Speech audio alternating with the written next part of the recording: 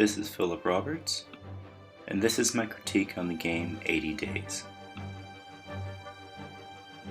80 Days is an interactive fiction game with multiple branching storylines, based on Jules Verne's Around the World in 80 Days. The visual design of 80 Days is very flat and clean, almost like a board game. It tries to convey the aesthetic of the late 1800s with some steampunk influences, of which Jules Verne himself was very influential. The most important visual piece is the world map.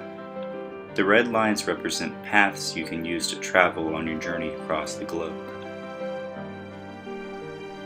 Interactions with other travelers will be conveyed through these dialogue windows, giving a more personal touch.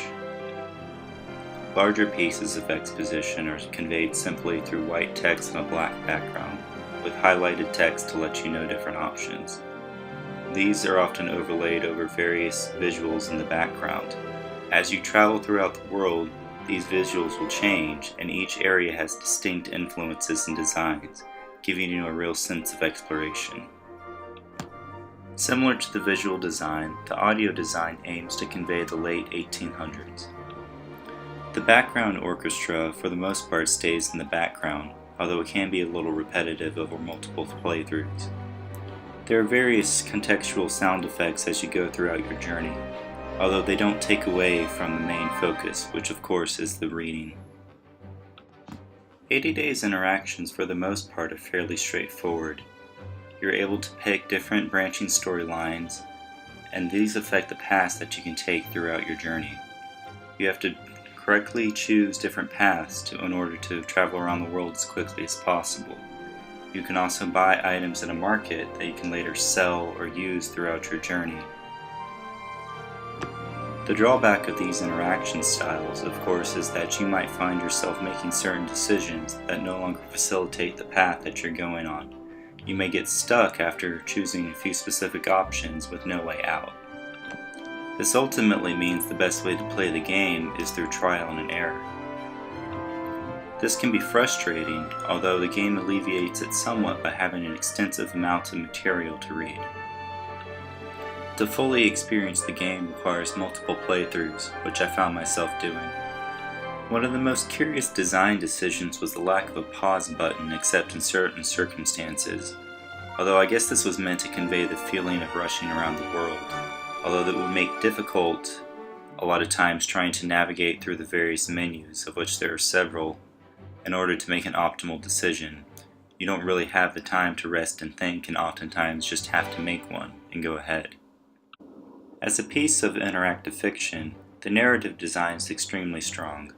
Whereas in other games exposition might be put aside, in 80 Days it's front and center. Again, the mechanics are woven into the exposition itself through highlighted phrases and branching story paths. Following the story opens up the world, and opening up the world opens up more story. It's a simple but well-woven mechanic.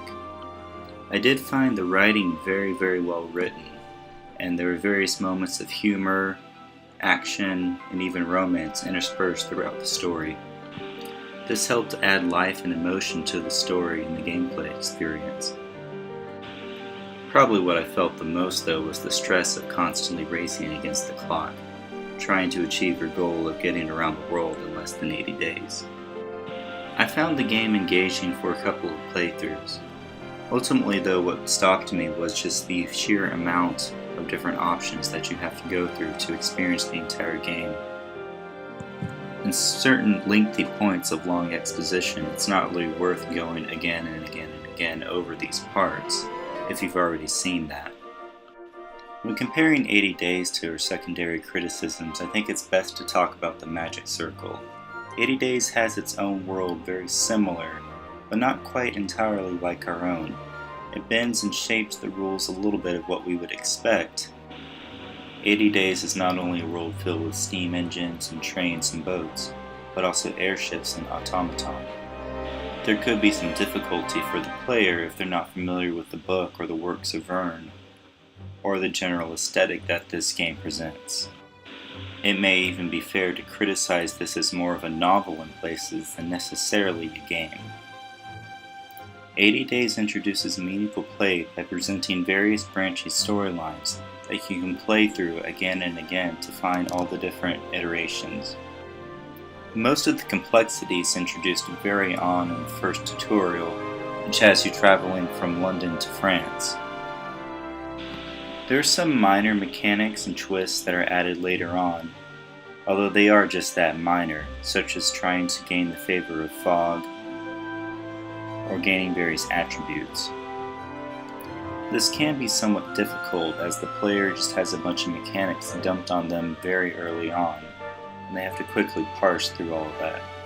Ultimately though, 80 Days is fairly straightforward and easy to get the hang of relatively quickly, although I know I needed to play through another time so I could actually complete the game in 80 days.